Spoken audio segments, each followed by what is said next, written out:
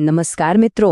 Central bank of ઇન્ડિયામાં specialist officer બનવાની એક જબરદસ્ત તક આવી છે. તો ચાલો આજે આપણે આ ભરતીની તમામ વિગતોને ખૂબ જ સરળ ભાષામાં સમજીએ.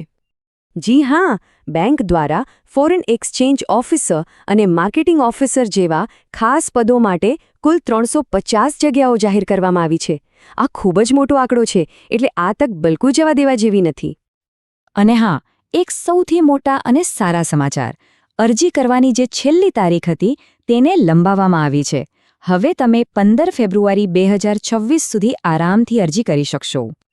તો આજના આ વિશ્લેષણમાં આપણે શું જોવાના છીએ? આપણે લાયકાતથી લઈને પગાર સુધી અને પસંદગી પ્રક્રિયાથી લઈને અરજી કેવી રીતે કરવી એ બધી જ બાબતો પર વિગતવાર ચર્ચા કરીશું. તો ચાલો શરૂ કરીએ. સારું, તો ચાલો શરૂઆત કરીએ સૌથી પહેલા અને સૌથી અગત્યના સવાલથી કે આખરે આ જગ્યાઓ માટે કોણ અરજી કરી શકે છે. ચાલો બંને પોસ્ટની લાયકાતને બરાબર સમજી લઈએ. જુઓ, અહીં બે અલગ અલગ લેવલની પોસ્ટ છે. પહેલી છે ફોરેન એક્સચેન્જ ઓફિસર, જે સ્કેલ 3 એટલે કે સિનિયર મેનેજરની પોસ્ટ છે, જ્યારે બીજી છે માર્કેટિંગ ઓફિસર, જે સ્કેલ 1 એટલે કે અસિસ્ટન્ટ મેનેજરની પોસ્ટ છે. દેખીતી રીતે જ બંનેની જવાબદારીઓ અને કારકિર્દીનો ગ્રોથ અલગ અલગ હશે. હવે વાત કરીએ ઉંમરની.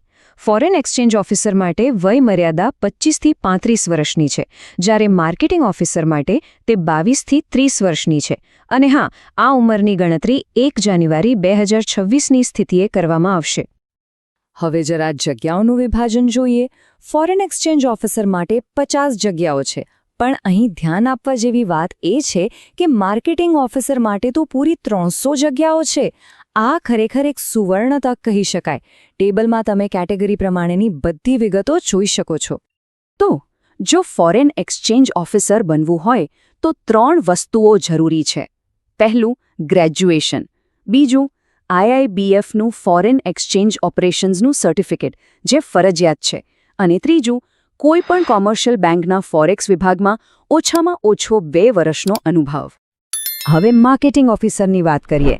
અહીં ગ્રેજ્યુએશનની સાથે માર્કેટિંગમાં સ્પેશિયલાઇઝેશન સાથે MBA અથવા PGDM હોવું જરૂરી છે.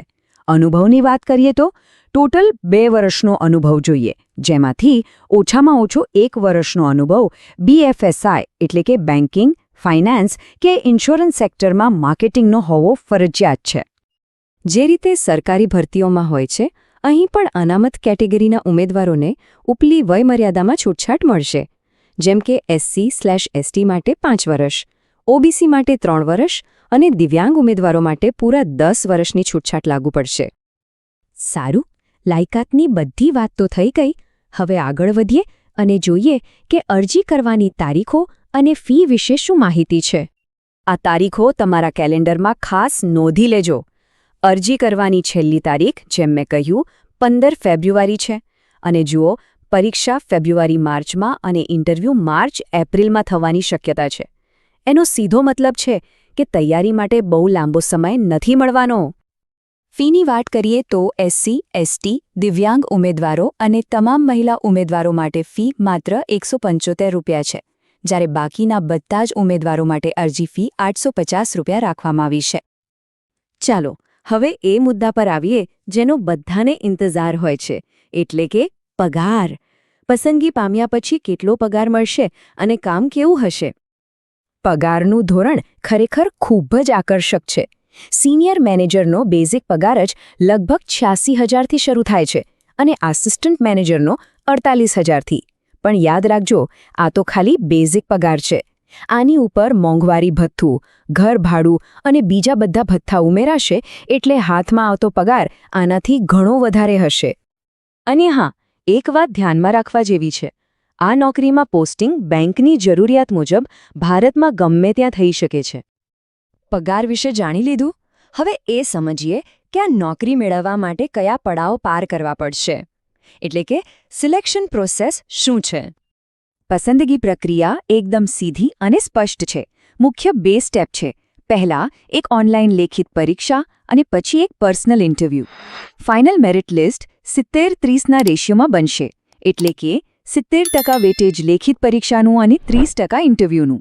મતલબ કે પરીક્ષામાં સારો સ્કોર કરવો ખૂબ જ જરૂરી છે, પણ ઇન્ટરવ્યૂ પણ ગેમ ચેન્જર સાબિત થઈ શકે છે. પરીક્ષાની પેટર્ન બરાબર સમજી લેજો.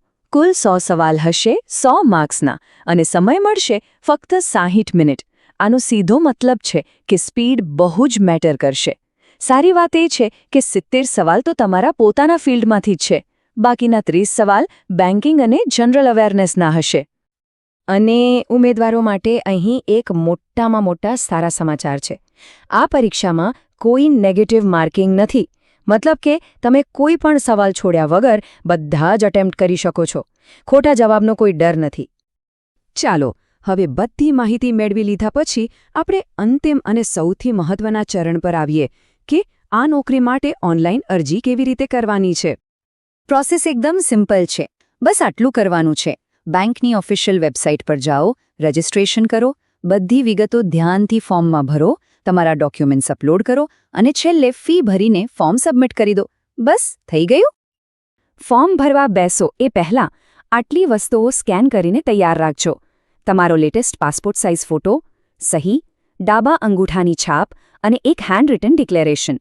આ બધું તૈયાર હશે તો અરજી કરવામાં સરળતા રહેશે. આ ભરતીનું ઓફિશિયલ નોટિફિકેશન અને બીજી બધી જ વિગતો તમને praveenedu.com પર મળી જશે.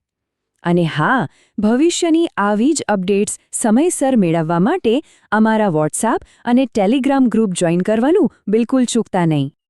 જો આ માહિતી તમને ઉપયોગી લાગી હોય તો પ્લીઝ આને લાઇક અને તમારા મિત્રો સાથે શેર જરૂર કરજો જેઓ બેંકમાં નોકરી શોધી રહ્યા છે.